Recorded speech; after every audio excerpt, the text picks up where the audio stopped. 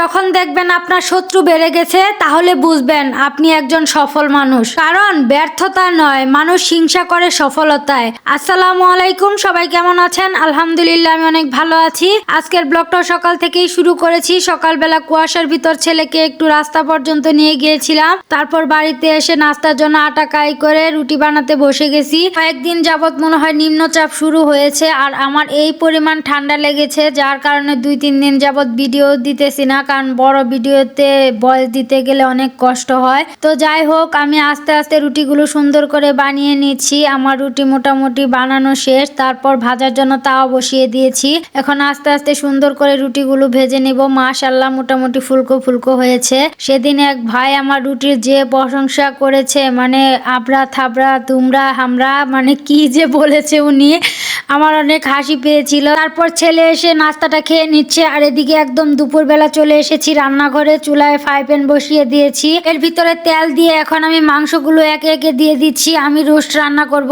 এই জন্য আসলে মাংসগুলো ভেজে নিব আগে। তো মাংসগুলো আমি একটু কড়া করে ভেজে নিব যাতে আমার স্বামী খেতে পারে। সে তো ব্রয়লার মুরগি মুখেও দিতে চায় না। আমার ছেলের আবার রোস্ট ভীষণ পছন্দের একটা খাবার, আর ওর বাবা তো রোস্ট পোলাও কোনো কিছুই তেমন তৃপ্তি করে খেতে পারে না, তার নাকি তেমন একটা ভালো লাগে না। এজন্য ভেবেছি আজকে একদম ঝাল মিষ্টি একটা রোস্ট রান্না করব। তো সুন্দর করে মাংসগুলো উঠিয়ে এখন চুলায় কড়াই বসিয়ে তেল দিয়ে এর ভিতরে পেঁয়াজ কুচি আর লবণ দিয়ে দিলাম। এর ভিতরে আমি আবার এলাচ দারচিনি সবকিছু দিয়ে সুন্দর করে পেঁয়াজটা ভেজে তারপর এর ভিতরে আদা বাটা রসুন বাটা সবকিছু দিয়ে নিচ্ছি। দিয়ে এখন আস্তে আস্তে গুঁড়া মশলাগুলো অ্যাড করে নিব। আসলে এক একজনের রান্নার সিস্টেম এক এক রকম, আর সবার রান্না তো আর এক হয় না, এক একজন এক এক রকম করে রান্না করে। তো আমি যেহেতু ঝাল করে রান্না করবো, এই জন্য আমি গুঁড়া মশলাগুলো দিয়ে নিচ্ছি, সাথে রোস্টের মশলাও দিব। তো সবকিছু দেওয়া হলে সামান্য পানি দিয়ে এখন হচ্ছে মশলাটা ভালো করে কষাবো। তো মশলা কষানোর ভিতরে আবার আমি টক দই দিতে ভুলে গিয়েছিলাম, তো টক দইটাও দিয়ে নিব। তো মশলাটা অনেকক্ষণ ধরে কষাবো যাতে মানে কাঁচা কাঁচা গন্ধ না থাকে আর খেতে ভালো লাগে। তো আমি সুন্দর করে মশলাটা কষিয়ে নিয়েছি। এখন এর ভিতরে হচ্ছে ভাজা মাংসগুলো দিয়ে দিলাম, দিয়ে এখন আস্তে আস্তে নাড়াচাড়া দিয়ে তারপর হচ্ছে রান্নাটা করে নিব। আসলে রোস্ট রান্না করতে তো তেমন একটা দেরি লাগে না, কিন্তু এর ভিতরে আমার একটা মানে সমস্যা হয়ে গেছে।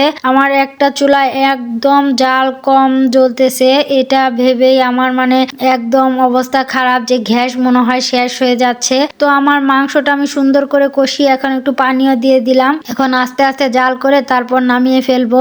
এর ভিতরে আমি এই পাশের চুলায় হচ্ছে পাতিল বসিয়ে দিয়েছি, দিয়ে দিলাম তেল, দিলাম পেঁয়াজ কুচি, দিব লবণ। এখানে হচ্ছে পোলাও রান্না করব। সুন্দর করে এলাচ দারচিনি তেজপাতা সবকিছু দিয়ে আগে পেঁয়াজটা ভালোভাবে ভেজে নিচ্ছি। তো পেঁয়াজটা একটু মানে বাদামি বাদামি করে ভেজে নিয়েছি, তারপর চালটাও দিয়ে দিলাম। এখন আস্তে আস্তে চালটা ভালো করে ভাজবো। এদিকে আমার চুলার জাল একদম নিভু নিভু হয়ে গেছে। আমি তো টেনশনে পড়ে গেছি, আল্লাহ মাবুদ জানে যে কি হয়, যে মানে শেষ পর্যন্ত রান্না শেষ করতে পারবো কিনা। তো চাল ভাজা শেষ হলে পরিমাণ মতো পানিও দিয়ে দিলাম। পরে আমি রোস্টটা একদম নামিয়ে পরে রাইস কুকারে বসিয়ে দিয়েছি। আর এদিকে আমার পোলাওটাও হয়ে এসেছে। আরেকটা রান্না বাকিও রয়ে গেছে, সেটা হচ্ছে বেগুনের বড়া। আমি ভেবেছিলাম যে স্বামীর জন্য একটু বেগুনের বড়া করলে সে একটু রোস্ট আর বেগুনের বড়া দিয়ে খেতে পারবে। আল্লাহ আল্লাহ করতে করতে মোটামুটি রান্না বাড়া শেষের দিকে। এখন আর গ্যাস শেষ হয়ে গেলেও কোনো সমস্যা নেই। আর এই তো হচ্ছে আমার রোস্টটাও হয়ে গেছে। আমি ভাবলাম যেহেতু একটু একটু জ্বলতেছে তাহলে চুলাই দেই। তো হয়ে গেছে রান্নাটা, পরে খেতেও বসে গেছি সবকিছু রেডি করে। যাই হোক, কেমন লাগলো আজকের ব্লগটা অবশ্যই জানাবেন। সামান্য ভালো লেগে থাকলে একটা লাইক কমেন্ট শেয়ার করে দিবেন। আল্লাহ হাফেজ।